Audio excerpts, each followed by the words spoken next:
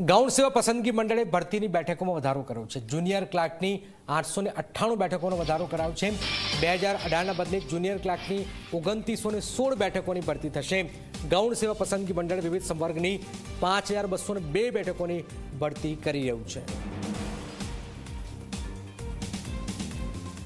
Junior ક્લાર્કની 2018 જગ્યાઓ ભરવાની થતી હતી, તેમાં 898 જગ્યાઓનો વધારો થયો છે અને કુલ 4304 જગ્યા ભરવાની હતી, તેના બદલે હવે 5202 જગ્યાઓ ભરવા માટે એપ્રિલ માસમાં સંયુક્ત સ્પર્ધાત્મક પરીક્ષા CBRT પરીક્ષા પદ્ધતિથી યોજાશે।